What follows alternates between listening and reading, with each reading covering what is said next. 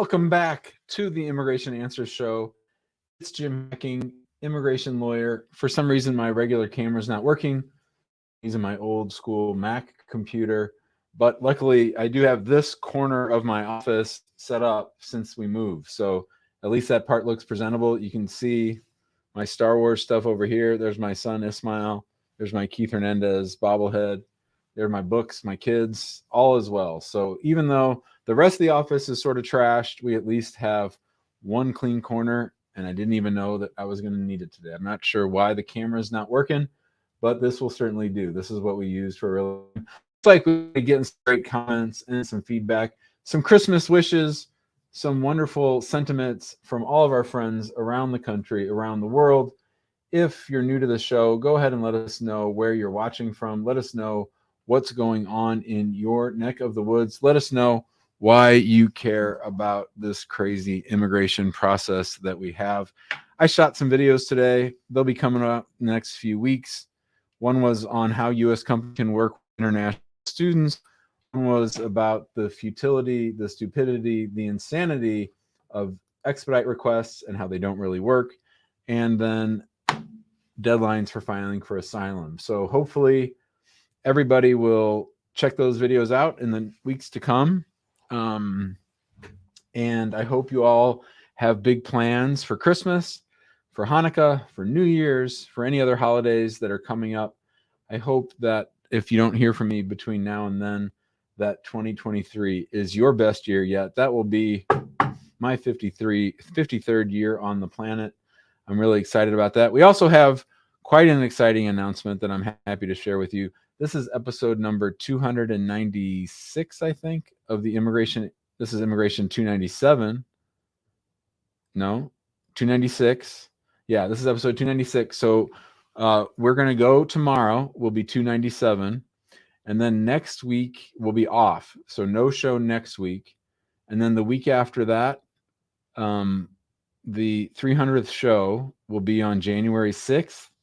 And we're going to do a 3-hour show on January 6th to commemorate the 300th episode of the Immigration Answer Show. We're going to try to hit 300 people watching it live. The closest we've ever gotten is 288. So I think that if we go for the full 3 hours, for some reason, the longer we go, the more people watch. It's really sort of crazy.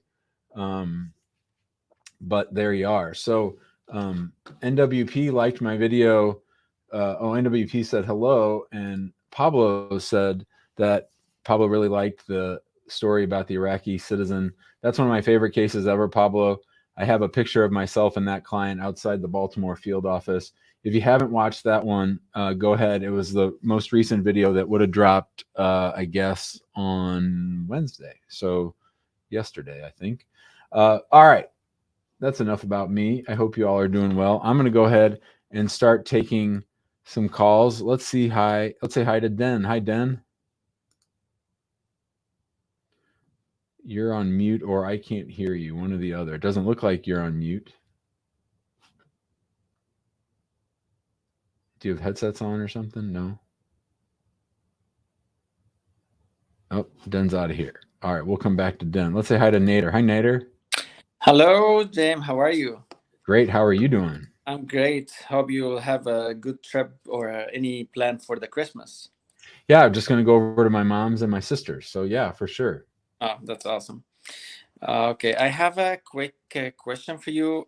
So I came to you as I applied for asylum 2016, and then I have the asylum. It's taken a longer time than anyone expect. And then I got married to a guy I love for last year, and then we apply for the green card through the marriage.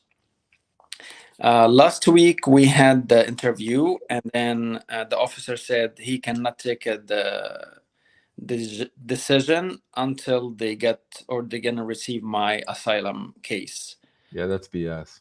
From Arlington asylum office. Yep. In Virginia. So now I'm very overwhelmed because I don't know what shall I do, and shall I be waiting or what? Well, I guess first off, is there anything in your asylum application that you're worried about? Nothing I'm worried about. I'm just I had the interview for my green card through the marriage last week. No, I understand, but I'm asking you a different question. So there's nothing in your asylum application that was sort of not true or embellishing or that No, it was gay asylum. So and you married a man. So yes. that's consistent. Right. Yes. Okay. So that's good. So in my book, this is a delay tactic by USCIS. I've had plenty of cases with this exact fact pattern. I actually really love working on cases like yours. I really like it when someone's been stuck in asylum land forever, because in my mind, it's sort of like punishing them for taking so long to decide their stupid asylum cases, because they're so slow. So I like sort of sticking it to them by having you go ahead and get married and get your green card a whole lot faster. So I've had probably 10 cases where there was a long pending asylum case like yours, and they approved it without an interview. Now, there's certain field offices that say, we've got to go and get the asylum case, including the St. Louis office. So I'm familiar with this, but really at the end of the day, your case is approvable without the asylum case. Some officers like to see it. I think it's BS and it's just a delay. So shall I go to the asylum officers like, hey, could you please send my case to the officer? Or Nah, I wouldn't do that. When did you apply for the green card? We applied for the green card last September on the 9th, I believe. Yeah. So they received on the 13th, September 2021. That's my birthday. So in my mind, I'd give them 3 more months. Okay. I'd give them 90 days from your interview. If they haven't decided it within 90 days, I'd write them a letter and say, hey, I'm going to sue you if you don't decide this in the next 30 days. And then if they don't decide it, then go ahead and sue them, because they could just sit on it. I've seen them sit on it waiting for the asylum file for years and years. Okay.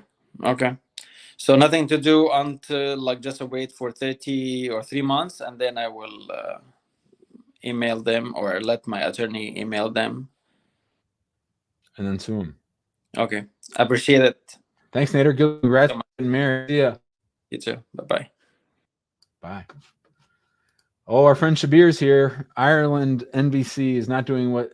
Oh, just talking to Ireland. Yeah, NVC is not doing what they should do for all family-based visa categories. Nothing updated since August 2022 and will remain the same for January 23, 6 months, and nothing moved a day. They're horrible. It's a broken agency. NVC is broken. Sorry, Shabir. All right. Patricia says, I better get a big cup ready for January 6th. I'll need like two sodas and 2 bottles of water. We're going to try to have some guests. So maybe I can take a little. Yeah, Patricia knows. It's right back there, next to the Boba Fett plant. There's the Darth Vader cup. Yeah, but we're probably going to have some guests on. It's actually Huli's birthday that day too. So we're going to have a little birthday celebration, and then we'll go from there. All right. Thanks, Patricia. Looks like Den's back. Let's see if Den's got their audio situation straightened out. Hey, Jim, can you hear me? Now I can. Awesome. Sounds good. So my question is, I'm calling in from France.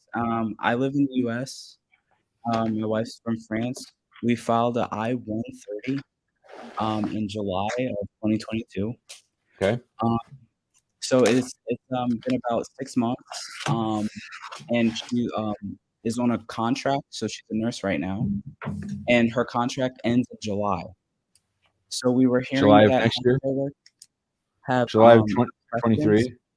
Oh, yep. Okay. Yep. So then we were hearing that if we can try with a employment visa, maybe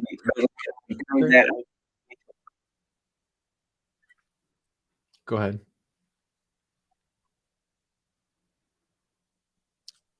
Go ahead. Okay. Yeah, we were hearing that if we try with an employment visa that we might be able to get through faster. Wasn't sure if in your professional opinion we should wait for the I-130 or we should file the employment visa concurrently. Just what would help us get through quicker. What kind of employment visa? Who's going to sponsor your spouse for an employment visa? So we were like looking online, and there were a couple of companies that were willing to do so. Because they said she would need an NCLEX, some of them, but some of them were willing to waive that in order to start. I think with it was it a H-1B1, I believe. H-1B, yep.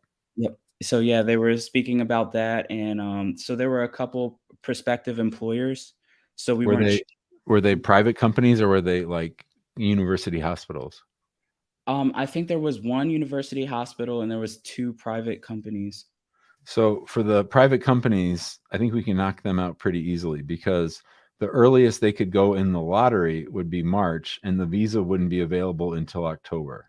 Oh, okay. Right. So I think you're going to beat that with what you already have on file. Awesome. I will say H-1Bs for nurses are super tricky and they're hard to pull off. So I don't know that the institution of higher learning, the university hospital, could pull it off either. I think your best bet is just waiting on the I-130. Okay. How long has it been since you've lived in the United States? I grew up there. I know, but are you living now in France or you're just visiting your Oh, spouse? I'm just visiting. Okay, perfect. Okay. All right, cool. Yeah, so I think that's your best bet. Okay, awesome. Thank you. Thanks, Den. See ya. See ya. All right. That was Den. Let's say hi to Jivens. What's up, Jivens? Are you there? Yes, I'm here, Jim. I'm sorry. I'll request if I can turn off the camera because I have my baby with me here. Go for it. Okay. All right. So the question that I'm having is last year in July, I applied for I-130 and I-485. And I am the beneficiary. My wife was at the time LPR. Uh-huh.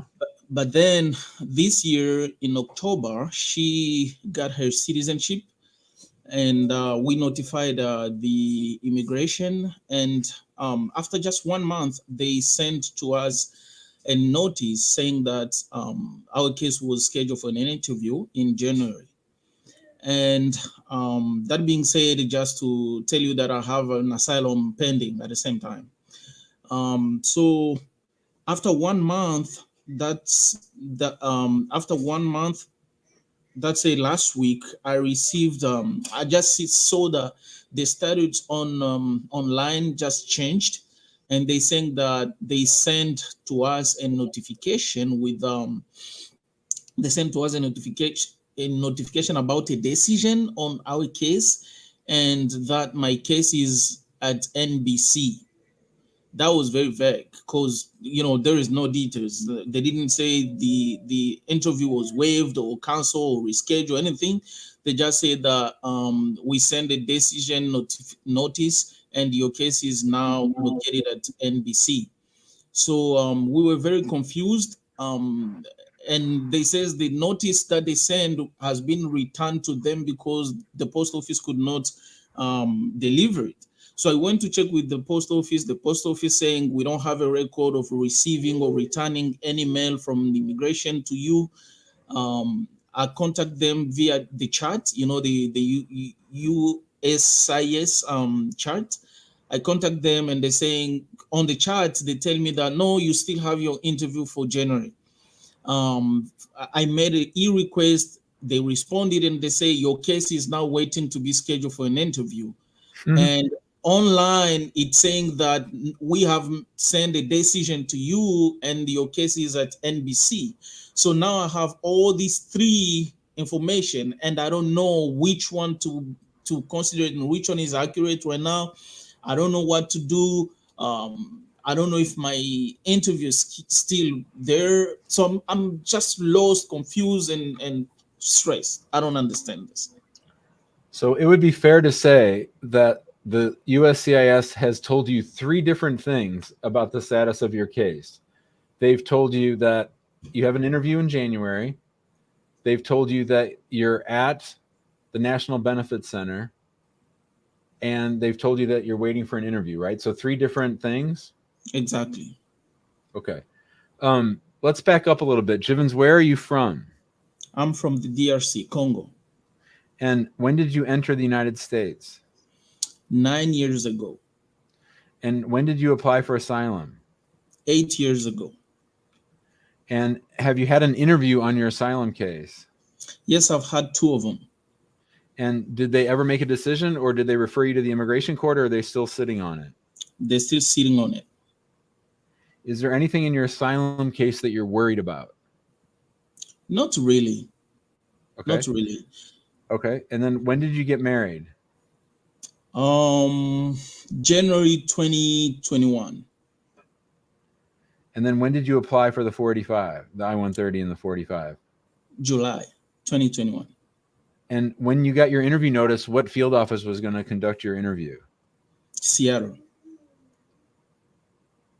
Okay. And you received the notice, what, in November or December? In November. For a January 2022 interview. 2023. I'm sorry, 2023. Right. So that's 2 years. That's right around, or no, that's a year and a half.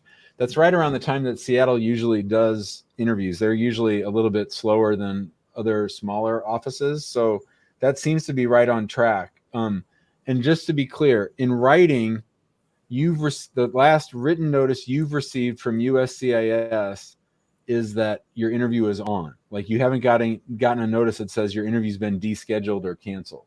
Exactly. And did you file this case with a lawyer or without a lawyer? I filed it with the lawyer, but the lawyer is I wanted to keep the lawyer who was with me during the asylum because they know the inside of my cases. So I choose them. And at the time, and I think this might be one of the reasons why my asylum has been delayed, because I've been changing states. I was in Los Angeles when I applied, and then I moved to Las Vegas, which is the same field office, asylum office. Yeah. But then I moved to Seattle, which is like, in the course of 8 years, I've been moving states. And I think that's kind of have an impact on my asylum in somehow. Okay. So Okay. I feel with that lawyer, but then for the interview, I was kind of looking for someone here instead of bringing them coming here. Yeah. Okay. I think that's a good idea. I would meet with that lawyer. I mean, do you have a lawyer? When's the interview? January 5th. Oh, dude, that's, I mean, for all intents and purposes, that's next week. You don't have a lawyer yet for that? We have someone who we haven't paid, but we have agreed. We have a term of agreement, but if we don't know, we're confused. We don't know if this is confirmed. We will go with the person. You have to assume that you have to assume the interview is on. Yeah. Yeah, you have to go and you have to have your lawyer ready. You should have hired them a month ago and been getting ready for all your new marital evidence, for proving up the case, for getting you ready for that interview. I mean, January 5th is what, that Thursday, and everybody's closed next week. So really you're going to have, you better pay them today. Okay. You got to hire them today. You got a lot to do. And even if the interview doesn't happen on January 5th, it's still going to happen at some point. So you might as well start doing your work. I mean, my wife and I have been doing amazing good job following your videos and things like that. We went for a consultation with her, and she was just surprised how we organize and what we filled with the case. She was really surprised. She was like, this case, if it wasn't the asylum, I bet you could be approved without an interview. But let's just prepare everything for the interview, and so everything is ready. It's just we have organized everything for the interview. My wife and I keep on getting ready for it, but we are just confused for all of these three information at the same time. Good. Yeah. So full steam ahead. Act as if that's the date. Show up there and say, we're here for our interview, and then be ready to rock and roll. Now, the one thing that I would make sure is sometimes they might ask your spouse about your asylum case. So make sure that your spouse is up to date on what the basis of your asylum case was. Okay. Okay. All right. All right. Get cracking, students. All right. Thanks. Bye, buddy. Bye. All right. Let's say hi to Ahmed. Hi, Ahmed. Hello. Hello. Hi. Can you hear me? Yes. So I have a question regarding STEM OPT. Okay. So my STEM OPT expires in next July next year, and I applied for EB2 in IW November this year. So my question is, if my case is denied, can I refile and still be in status, or do I need to leave the country? You mean like if the case gets denied, can you like go back and get your PhD or something? No, can I refile again? Well, and You're still open- and still be in the US.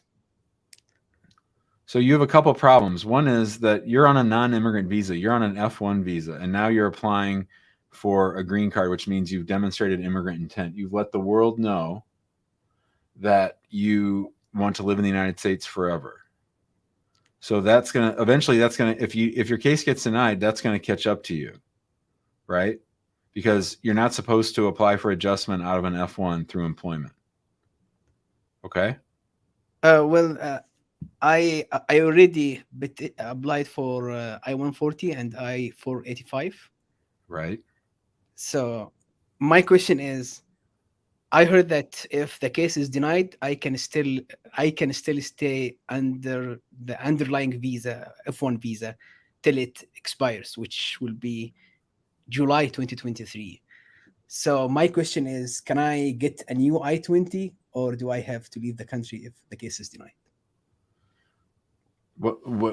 That's where I'm getting confused. What's the basis for the new I-20? Your I-20 already goes through next July, right? Yes. So can I find another school? That's what I asked, if you were going to go get your PhD or some other school. What I'm saying is, if you file, you can in theory, but they might give you trouble because you've applied for a green card. Do you understand? Yes. When you're on an F1, you're promising to go back home. And it's not like an H-1B. An H-1B is a dual intent visa, which means it's a non-immigrant and an immigrant visa intent, right? So an F1 means I'm going back home at the end of my studies. So in theory, yes, you could get a new school to sponsor you for a new I-20. But later on, they might ding you for having applied for a green card based on employment while on a F1 visa. Do you understand? Yes, I understand. I just stayed here in the US for like 4 years. Right. And because it's about to expire, then I tried to do H-1B, but my H-1B was not picked. Yep. So I have no other choice other than to do. Did you file the national interest waiver yourself, or do you have a lawyer do it? I already have a lawyer doing it. And why do you think why is it in the national interest of the United States to not make you go through the perm process? So I work right now as an architectural designer. Yes. And I already have a master's degree. Yes. But why shouldn't you have to get an employment-based green card? Why is it in the national interest for the United States not to require you to go through the perm process? So I work under specialty. So I use a specific technology, and I have brought government articles talking about its importance. So that way, that's the way how I brought up my case. It doesn't sound very compelling to me. Do you have a PhD? No, only master's degree and 10 years of experience. I don't think that's going to fly, brother. Hopefully I'm wrong. Hopefully it sails right through, but don't get your hopes up, and you should definitely be planning for it not getting approved. Okay, so like going to another master or PhD, or Yep. But I'm telling you, if you go back to your home country with an extended I-20 and you have to get your visa stamp, they're not going to let you get it because you've said you wanted a green card. So if you do that, if you go the F1 route with a new I-20 at a new school, make sure you don't leave the United States, because I think they'll ding you at the embassy and not let you come back.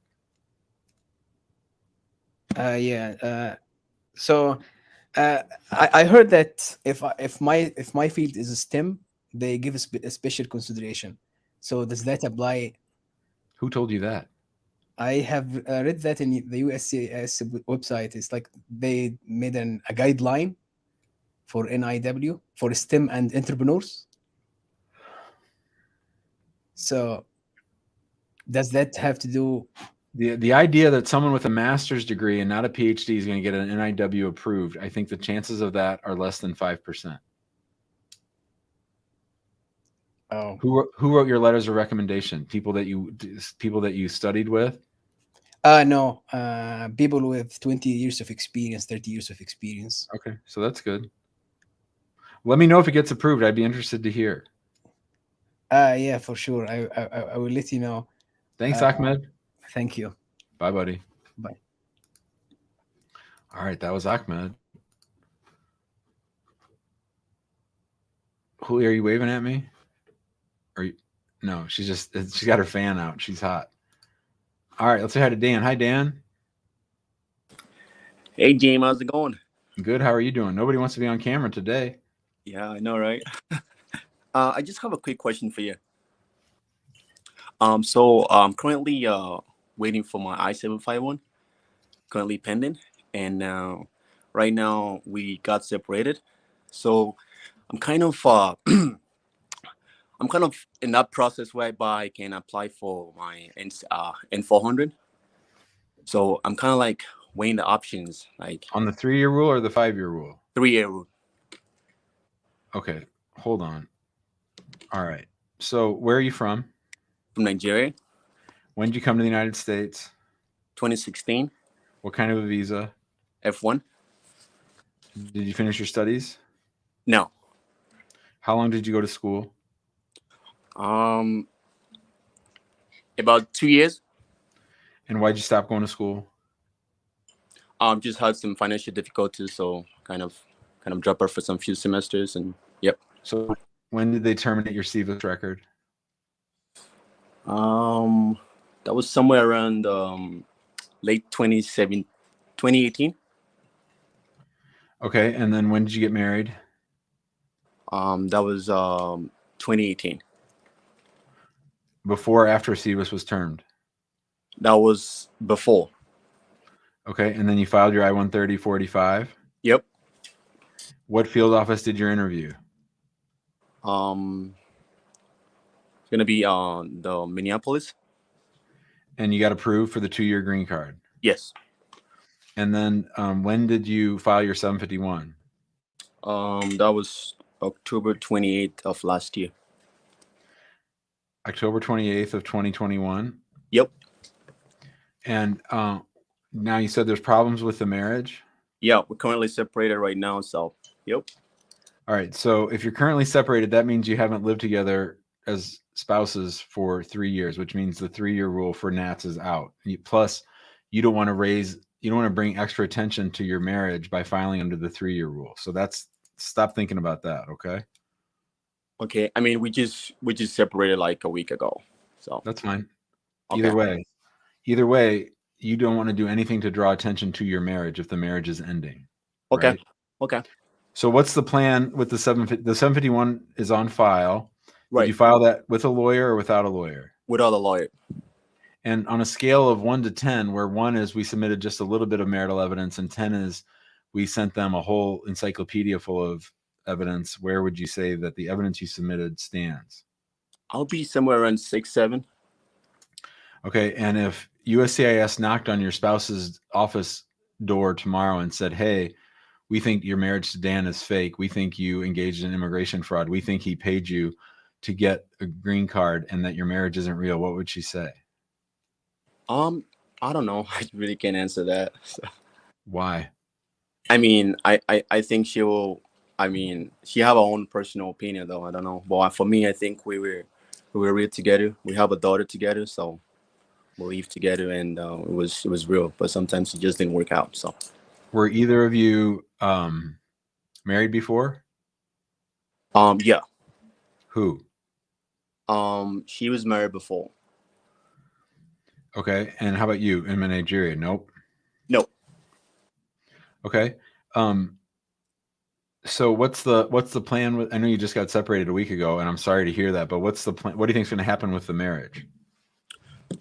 With the way it's going, I think there's a high chance of my hand in divorce. So. Okay, so I don't think as of right now you have an affirmative duty to notify them that you're separated. Now, you do have a duty if you've moved to notify them of your new address. Okay. So, because you have 10 days from when you move to notify them. So if you were the one who moved, you need to do that sooner rather than later. Okay.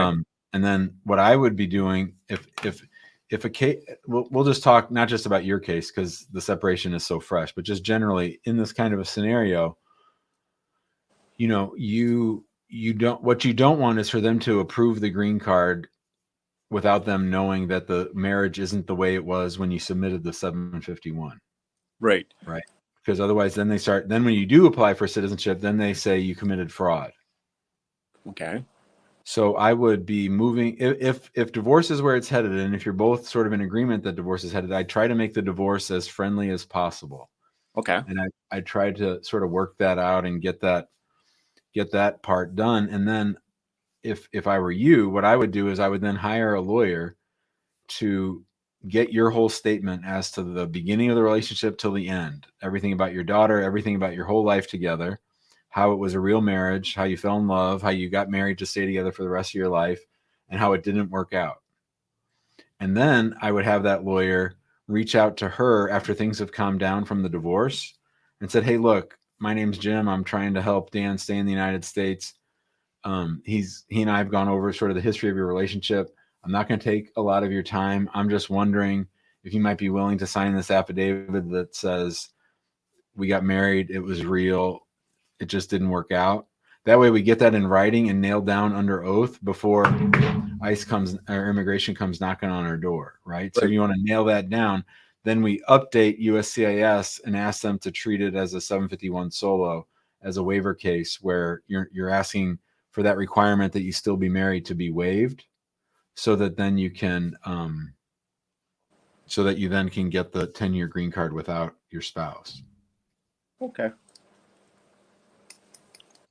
That makes sense. One more other question. Do you think during this period, why this whole thing is going on, do you think I can possibly, am I able to travel out of the country, or no? You would recommend that?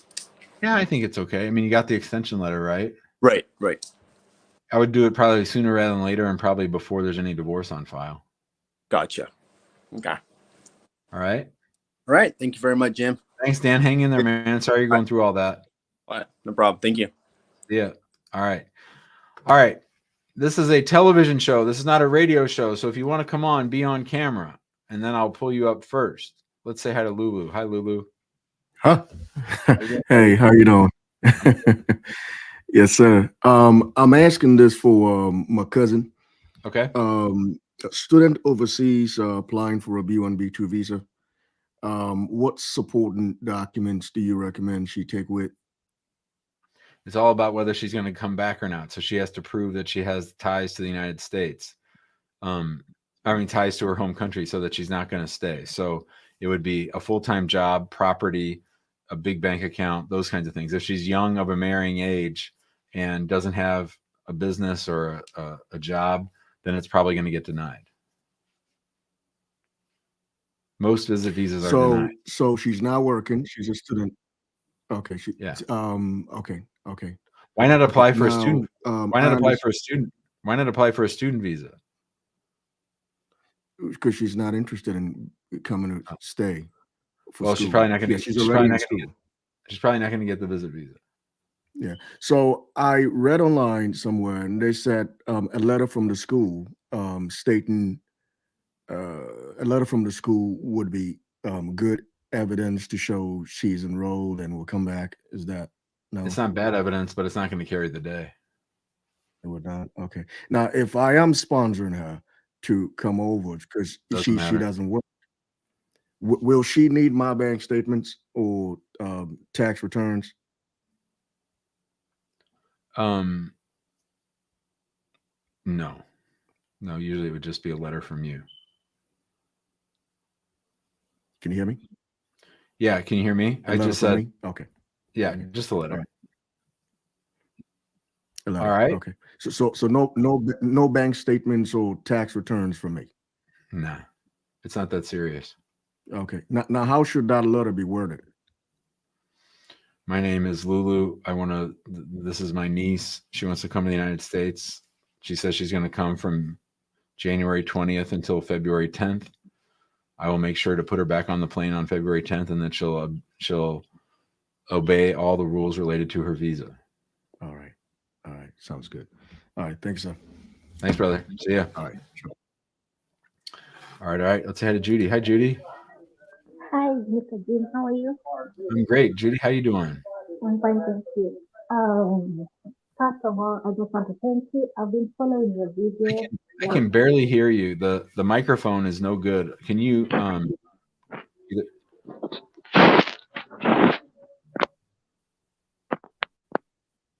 Hello. Much better. Thank you. Okay. Yeah. Yes, I'm sorry. It's okay. I just have a few questions. Like, I came to the US using a B1, B2 visa, and Okay. it was I came in 2019, and I was stamped to be around for 6 months, but due to COVID, I couldn't go back. So I applied for an extension, which I was given for another 6 months. Uh-huh. But during the additional 6 months, I got married, but Nice. didn't file for the adjustment of status. Things didn't go well, and it ended up in a divorce. And Okay. after that, I was lucky enough. I got somebody else who I'm now married to, and now we started the whole process of adjustment of status, which Got it. I applied for I-485, work permits, the travel documents, and my priority date was May 5th. So they requested for request for evidence, which I filled and sent them back. So What they up ask? to now, I've not had What, any. what did they ask for? They asked for Form I-130A Alpha, Okay. Form I-130 Alpha, which I Yep. filled and sent to them. Okay. And also, they sent me for fingerprints. Now, Mhm. yesterday, looking at my documents, I found out like the notice of action for the work permits, instead of having my date of birth, it has my husband's date of birth. Might Mhm. it be the reason why maybe the work permit has delayed or the case is taking too long? I'm not sure. You're May 5th of 2022 that you filed, or 2021? 2022. Yeah, that's not that delayed. Oh, But yeah, okay. that's gonna screw things up. Did they when they did your fingerprints, did you tell them your birthday? Usually they can fix it then. Yes, I told them my birthday, but yesterday when I called them, when I realized the error, I immediately called them, and luckily enough, I spoke to an agent who told me he checked on the system. He told me like it has my date of birth, the The right correct one? one now. I think you're fine. But now he had to write a service request to where my case is, so for them to change. Though he told me that I'll get a feedback in a month's time. Yeah, that's okay. It might come back with the wrong date. It might just wait till your green card interview. Where's your green card interview going to be? It's not yet scheduled, but my documents are at the NBC. But like, where do you live? Like, what big city do you live by? Texas. Dallas, Houston? Yes. Dallas. Dallas. Okay. Yes, sir. So how are you and your spouse going to explain I mean, in my mind, they're going to think you were just hanging out trying to find someone to marry. Like, you got the extension, then you married person A, Mm-hmm. and you didn't file, and then you got divorced, and then you married person B. In my mind, they're going to think you were just hanging out in America trying to find a spouse. So how are you going to answer that? In my mind, okay, what I think I'll say is that the first marriage didn't work and it was not my intention, and then I got someone else who just found love. I I have Yeah, nothing much to say. you gotta work on this, Judy. It's got to be a lot better than that. You got to be Mm-hmm. ready. Your spouse has to be ready. Your spouse has to know everything about the prior marriage. You have to have Mm-hmm. a good reason. You have a good reason why that guy was a jerk, or he was mean to me, or he hit me, or whatever the truth is. Mm-hmm. You got to be real clear Mm-hmm. why that I married that person for love. It didn't work out. They're going to think you were just hanging out here for marriage. What country are you from? From Kenya. Kenya. Okay. Yeah. Mm-hmm. So you and your spouse need to be really ready to answer those things. No dilly-dallying around or anything like that. Mm-hmm. So the fact that okay, he was married before, and I was also married before. Does that have any effect? Like, will it affect the case? Or Yeah. Did you were married back in Kenya? no, not in Kenya. Here in the United States. Just to the person we talked about already, right? Yes, sir. Mhm. And then what about him? He was married before? Yes, he was married before.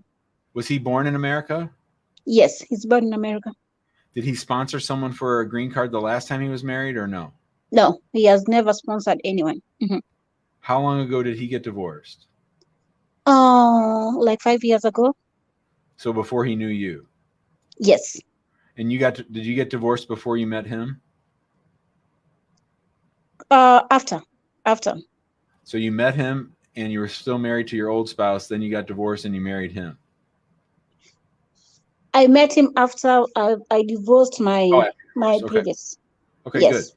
And Okay. we dated for 6 months, and from there we kicked it off, and we have one on the way. I don't know if that's Good. That's good. Yeah. Mhm. So here's what I would say, Judy. You probably Uh-huh. want to bring a lawyer to your interview because they're going to come at you pretty hard. I think they won't come at you as hard if you have a lawyer, and you need the lawyer. You need the lawyer to get you and your spouse ready to go over all this marriage stuff because you have a lot of energy around marriage, a lot of history, a lot of sort of little. It's nothing that'll keep the case from being approved. But at the same time, it's also, you got to be ready for each question, ready to answer each question. You got to be confident. You got to have strong answers. That whole thing. Okay. Okay. So something else. Do you advise that I go with a lawyer or just like Yes, you need a lawyer. I would. Okay. Yeah. Okay. That's all. Thank you so Thanks. much. Okay. Bye, Judy. Good luck. All right. I see our friend Housy's causing trouble, giving me trouble about the Jets. Hey, who would have thought the Jets would be playing meaningful football in December? I know they've been losing, but I'm pretty happy with them, and I think they're going to probably win 2 out of their last 3 games. Let's see what happens. Housy's always giving me shit about the Jets. All right. Let's say hi to... Looks like everybody's frozen. Is everybody frozen? All right. Let's say hi to Brian. Hi, Brian. Hi, Jim. I have just question. So I'm going through like an H-1B transfer process, and when I was looking for a job then, it was the only offer I had on the table, so I decided to go with it. However, it's been like a month, and I continued to apply for roles and stuff like that, and roles that I had applied before were still coming in and stuff like that. So what happens if in the event where I get like a better offer and decide to go with another employer, but this process is already like progressed with the H-1B transfer? So they just did the LCA like a day ago, and I know that takes like 7 to 10 days to get approved. So is there like a chance where like I can say I found another employer and I would like to go with them, or how would that affect things legally? That process. Well, let's back up. So were you on an F1 before your first H-1B? How did you get your first H-1B? So I'm with my current employer right now. So, and I did OPT and then just transferred into H-1B that way. Okay, so when did you graduate? Last year, May. And then you went into OPT with we'll call them employer A, and then employer A sponsored you for an H-1B. Yep. And so you've been on that H-1B since October of 2022. Actually, my OPT ended in June. Yeah. So my H-1B kicked in like mid-June. So. You mean your H-1B was approved by June? My OPT, because when I got the job in January, and then I had like 6 months left on my OPT then, and my OPT just ran out in June, and then my H-1B kicked in June of this year. Okay, so then now you also have a new employer who's filing for a transfer for your H-1B so now employer B has done the LCA in the hopes of bringing you on an H-1B, but then there's company C who you like better than company B. Yes. Did you sign any kind of agreement with B that you would work there for a period of time, or that you would pay them back for their legal fees with the H-1B? No, I did not sign anything like that. No. Okay, but you're aware that they can at least come after you for their expenses, right? Yeah, that's what I was sort of afraid of. Yes. Yeah. So if they spent, let's say, $2,000 in filing fees and $2,000 on a lawyer, then they could sue you for that or try to get that back from you, right? Yeah, I knew that was a possibility. Okay. So now what's the question? Now that I understand there's 3 different employers here, what's the question for me? So they haven't so company B, they haven't, I don't know, because where they are right now, I know that the LCA, they haven't filed the H-1B file paperwork yet, I guess. Yep. And so I thought, that would be like a window for me to tell them that, or without me. Yeah, I mean, that's certainly going to cut down on their expense. An LCA is pretty easy, and actually there's no filing fee for an LCA, so that would be a good time. Yeah. Okay. All right. All right, that sounds good. That was my only question. So thank you. All right, Brian. Good luck, buddy. Let's say hi to Housey. What's up? Hi, Jim. How you doing, mate? Good, buddy. How you doing? Yeah, cold. Very, very cold. It's cold in Australia? No, I'm in America. Oh, I didn't know that. Yeah. Yeah. Well, it's plenty cold for sure, dude. It's like it's still snowing here a little bit. We're supposed to have 50-mile-an-hour winds at like 15 degrees or something. Yeah, I've never seen snow before coming here, so it was a eye opener for sure. What's up? How you doing? Yeah, I'm doing pretty good, mate. Listen, you remember our last conversation? Yeah. Yeah. Okay, so that's progressed. And this is more for the person that I'm with to hear or to watch. In terms of our situation going into next year, if we get married in March, what's the process from there? I know you can prepare the paperwork for me before that, and then get married and file the paperwork that day or after. Right after you get the license back. Yeah.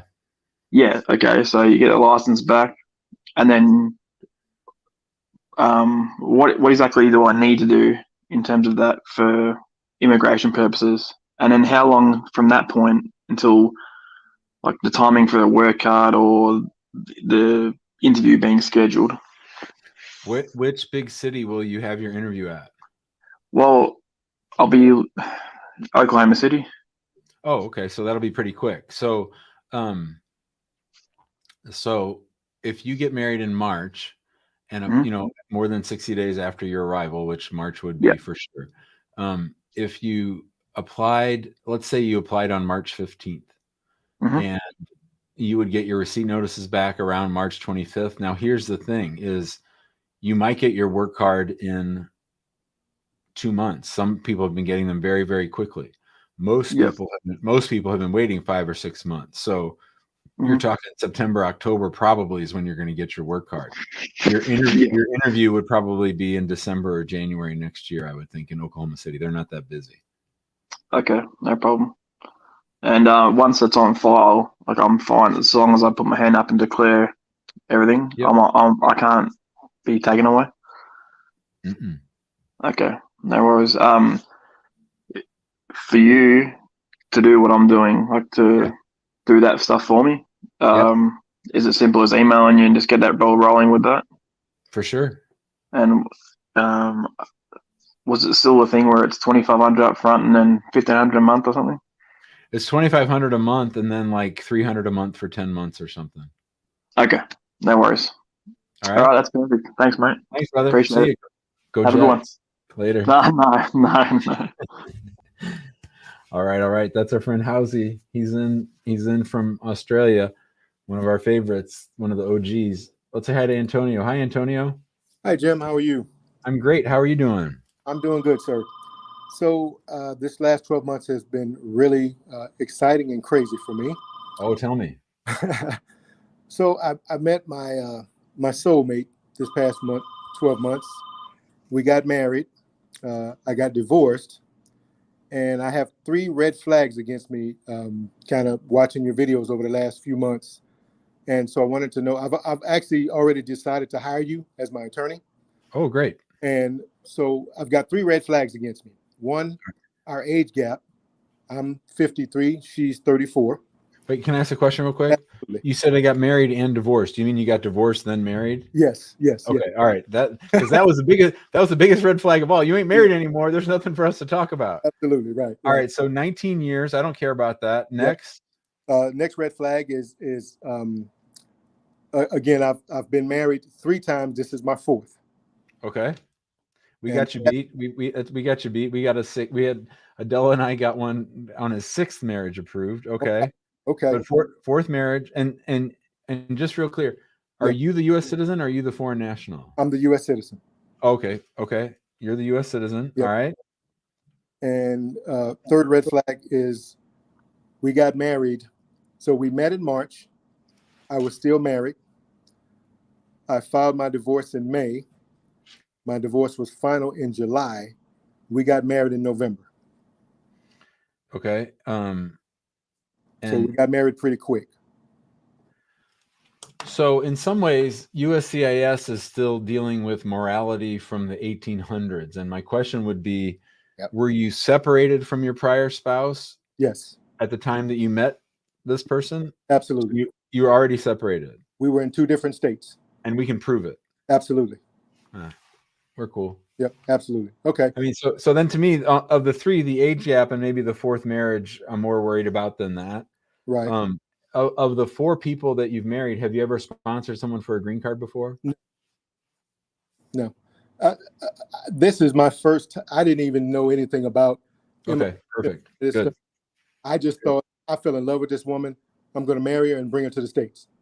Okay. Oh, is she overseas or is she here? She's in Jamaica. Jamaica. Okay. Yeah. All right. Well, that makes it a little bit trickier. I wish you were here because the embassies have a little bit more ability to cause mischief, but it should still get approved, especially I would say so did you meet in Jamaica? So we met online. Okay. And then 45 days later after we met, I went to visit her. And did you get married on that very first trip? No, we got married on the 3rd trip. Perfect. That's what I wanted to establish. 3 trips is a lot better than 1. It's actually 4 trips because I went to see her a month after we got married for the weekend. I wanted to go see my wife. Good. We're going on our honeymoon in February. So my question to you is, should I wait till after the honeymoon and we have a little bit more, evidence and things like that? I mean, February's not that far off, probably. I would say, yeah. Okay. Yeah. So it's cool. It's not too soon to file for her to come here. After you could do it right. You could do it now just because things are so delayed on spouse cases. But I mean, it's Jamaica, and if you were saying I'm going to go see her in July, then I would say don't wait. But February's not that far. Okay. All right. So we'll do that, and we have the honeymoon pictures and all that good stuff. And awesome. Then I'll be talking to you then. Thanks, Antonio. Thank you, sir. Have a good day. Maybe reach out to us before you go because there's some stuff we can send you with to get from her to bring back. Okay. We'll do. Cool. See you, bud. Thanks. All right. That was Antonio. He had some worries, but I think we're going to make it work. All right. Let's say hi to Ali. What's up, Ali? Yes. Hi, Ali. Good. How you I doing? have a question for my friend. Okay. He came in with B1, B2 visa. Okay. And he filed for asylum in 2016. Yep. And then he didn't got called in for a asylum interview. Yep. And he fell in love, and we all went for his marriage day. It was on July 2019. Okay. And he filed for his green card 485 and I-130 on February 2020. Still waiting? And he got an interview on November 2020, and they get separated. Mm-hmm. And after the interview, he waited 2 years. Mm-hmm. October. Yeah, on October he received a notice of intent to deny. Yeah, and why were they going to deny it? They didn't believe the marriage? They believe they said the interview was consent for each other, like what they say was consent. You mean He did not. consistent? You mean consistent? It matched? Yeah, consent. Yeah, their interview was consent. Yep. But they believe my friend got married. Stated he married before when he got his B2 visa. Ah, that old trick. Yeah. So what country is he from? He from Cameroon. So they're saying that when he went to get the B1, B2, that he told them he was married, and that's why they gave him the visit visa. Yes, and they stated a name. It was a fake name. He never said it. He got somebody helped him and Yeah. get So the B2 let's say your friend's name is Joe. So when Joe wanted to get his visit visa to the United States, he hired one of these people in Cameroon that helps you get a visa, and that person helped him get a visa by falsely claiming on the DS-160 that he was married. And he put a name, no yeah, they date of said birth. they said her name was Francesca, but really Francesca. there's no such Francesca. Francesca is an imaginary person.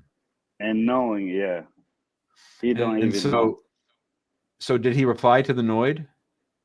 Yeah, he applied. He got a lawyer. Basically, he got a lawyer, and he brought everything, like from tax return with his wife, and Yeah, well, for the no, last. I mean that they believe the marriage, but what's the deal with Francesca? Because now he can't get divorced from an imaginary person. That's the problem. Yeah, but he told me he got 2 paper, and his lawyer replied to the lawyer with only 1, and he be freaking out right now. He sent a lot of stuff. She only replied with 1, what the letter was from the court. They say affidavit of sincerity under oath or something. Yeah. With his family member, like 15 people, and she replay, and that's it. The rest of the stuff she gave him back. But see, he has big problems because even if they believe him now that he was never married to Francesca, and even if they believe that Francesca was a fake person, he still has a problem because he's going to need a waiver for misrepresentation. So his case still has a lot of work left to do. Yeah, I recommend him your office so he gonna see the video too. So yeah, have him call. What's his first name, Ali? Idris Zachary. Yeah. Zachary. So tell Idris to call the office and say, my friend Ali was on Thursday at the end of the show, and he was talking about my case, and can you guys help me? Because then they'll watch the video and they'll know what to do. There's the WhatsApp number right there. He can email the office, whatever. Okay. Okay. Thank you. All right. Thanks, Ali. See you, bud. Have a good one. You too. You too. All right. I think I got time for one more. Mangesh has been waiting a long time, so I'm going to say hi to Mangesh, and then we'll wrap this bad boy up. Mangesh, are you there? Hey, hi, Jim. Thanks for taking my call. Sure. I like your headsets. Hey, no problem. I have very straightforward questions. I'll make it quick. Okay. So thanks for all your inputs, though. Sure. So I'm on combo card, EAD and AP. I was on H1B earlier, and my priority date in EB2 was December 2014, and my adjustment of status is in progress right now. So just want to know if I plan to move out of states, go back to India spring next year. So should I withdraw my case, or should I leave the 485 as is? And what would be the process for it? And if there are any negative implications on my immigration history. Why are you going back? You're giving up because you're sick of waiting? No, my parents are actually they need my support, so my family and I are moving back to India actually. Okay. Yeah. And Yeah. so, but so you are sort of giving up on this green card, like it's yeah. So Yeah. yeah, I would formally withdraw it. Okay. Yeah. Well, but the I-140 has been approved, right? I-140 is approved. The priority date is not current. It was retrograded. So right now it is like just I-140 is approved and 485 is in progress. Do you have a plan to come back when the I-140 priority date becomes current? Probably, yeah, but not in the near future. Maybe like 6-7 years. Not in the near future. Yeah. Okay. Well, I mean, who the hell knows? It might still be screwing around with it then. Sadly, Right. yeah, I would formally withdraw the 485 so it's not left hanging out there. Make it clear you're not withdrawing the I-140, which you can't anyway because the employer filed it, not you. But you want to keep a clean record so that they know that that you didn't abandon it, or that Right. As far as, do I think it's going to cause you like other problems immigration wise? Only if you try to come back on a non-immigrant visa. That's okay. You've now demonstrated immigrant intent by saying I want to get a green card, so that's going to be a little bit of a problem. So it has to be like a H1 or L1, the dual intent visa, I think. Exactly. Yep. Okay, perfect. Okay, all right. Thank All you. right. Thanks, Mangesh. Good luck with your parents. Thank you. Thanks a lot. Yeah. All right, everybody. That'll do it for today's show. We will be back tomorrow for episode number 297 at 4 o'clock Central. That'll be our last show of the year. Then we take the week off, and we'll be back on January 2nd or 3rd. January 3rd. Thank you. January 3rd. And then don't forget, episode number 300 will be our 3-hour show, a 3-hour show on January 6th, Hoolie's birthday. Thanks, Hoolie, for watching all the comments. It's hard to believe Hoolie's going to be 19 years old. It's just, I can't get my mind around it. It's just hard to believe. I hope you all have a great night, and we'll see you tomorrow before our last show of the year. Thanks for watching.